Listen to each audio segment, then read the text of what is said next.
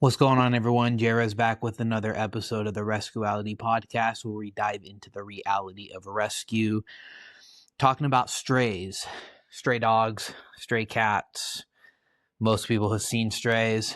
There's many places where strays are of great abundance, and how it might not be what most people think. Obviously, there's a lot of stereotypes when it comes to strays in the areas that strays are in, but the reality is that a lot of those strays aren't there by choice, and a lot of those strays are broken and just want to find purpose. Not to get too kind of philosophical, but most strays out there are not strays by choice, of course, because a lot of them came from households. A lot of them are people that got rid of their dog or cat. A lot of cats, they're inside outside cats, or they're outside cats, and they can be seen as strays.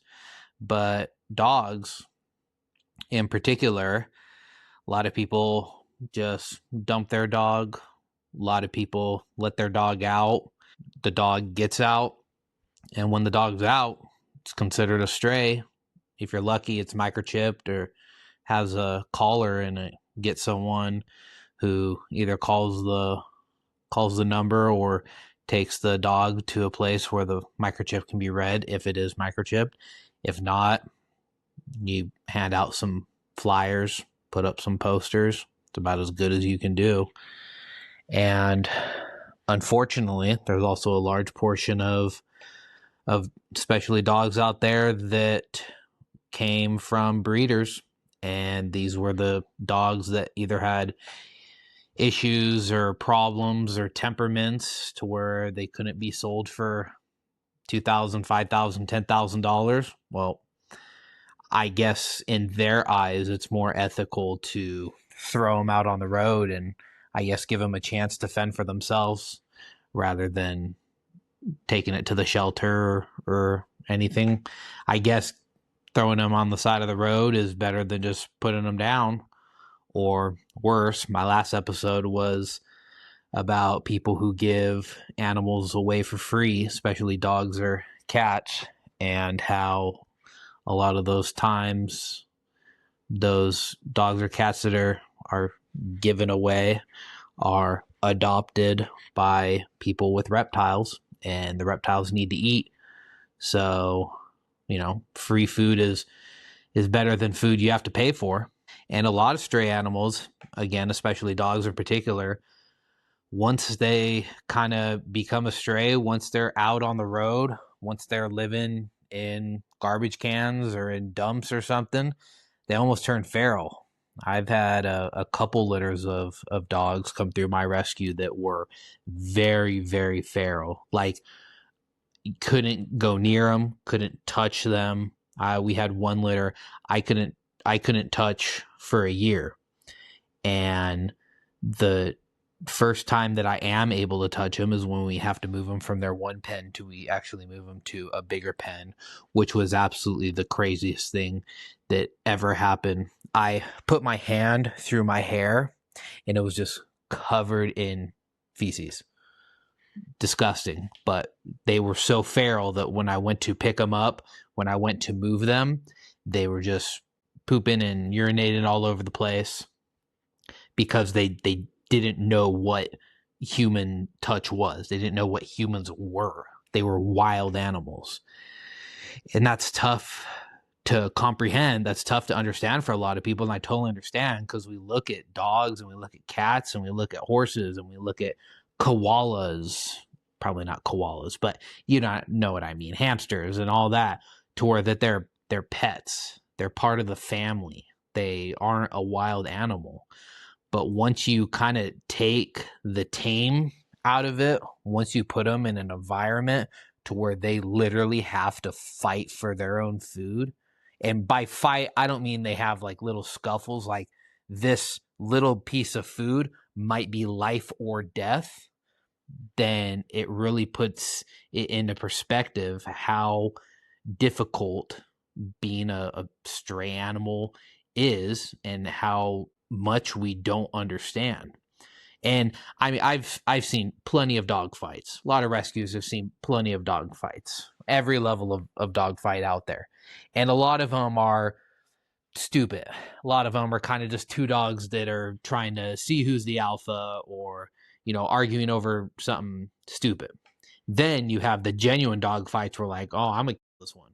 I am going to make this one, not going to be around much longer. But then next level is a dog hasn't eaten in a week and a half, and finds a little bit of food, but there's also another dog that found that piece of food. It might be another week and a half before they find food. They're not making it. So it is life or death over that little bit. And especially in Mexico, there's stray dogs all over the place. There's dogs that people kind of have. They just live in certain areas, but they're essentially strays. And they will fight for their space, for their food. And I've picked up quite a few off the street. Most of my rescues are from the street, but we've literally had dogs where there was this one stray, kind of ugly looking dog. Literally pick them up off the street, bring them in, and we had them for 8-9 years. So there's kind of that misconception where a stray animal can't be loved, but also need to make sure that that a stray animal can also go feral. And the biggest problem is it's not really the dog itself. You can argue about breed when it comes to strays and stuff. Obviously, there's going to be breeds that are much more adaptable, much more able to fend for themselves. But it's also about what happened to them. If it was just a dog or a cat that was thrown on the side of the road and came from a house that just didn't really care about them, or for the first month of their life were they beaten every day, that's going to be much different. Almost like people. I'm no, person expert. I'm no sociologist or psychologist or anything, but people who have a troubled past tend to grow up with a little bit more trauma. That's truth. Doesn't necessarily mean they're going to be a bad person, but there is that kind of correlation between someone who had a troubled childhood, a troubled youth, and they grow up to kind of commit the same things that they did. That's been well documented for many, many years. So they're survivors, and they kind of need a second chance at life. And that's what I do with my rescue. I try and give these dogs a second chance at life. I did a couple videos on some particular dogs I rescued. A single one, which was Tank, which was thrown in a little like culvert, a little drainage ditch with no way out. They already had a broken leg that was slightly kind of healed, and she was maybe 4 weeks old, which means her leg was probably broken at 2 weeks old. And then I also had another litter of pups that were thrown away inside of a used pizza box. Couldn't even give them a new pizza box. Had to be a used pizza box. Like, come on. So when it comes to dogs, they kind of just need that second chance. They need that patience. They're pretty resilient, but they need that patience. And then with cats, there's cat trappers out there. I know a cat trapper I actually want to interview because they're even more reclusive and much more difficult. And there's places around the world where feral cats are an invasive species that have completely torn apart ecosystems in their area. Especially, I think, like Australia, there's a bunch of cities where every part of the local ecosystem has come down due to feral cats. And that's not even people's cats. That's just, your normal house cat is just on the street, but they're a little bit more adaptive for that environment.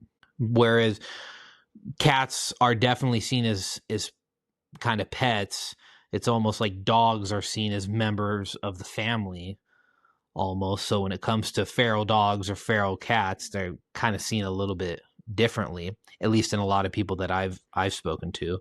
At the end of the day, you should be cautious, but also if you're the person who wants to help, you can absolutely help.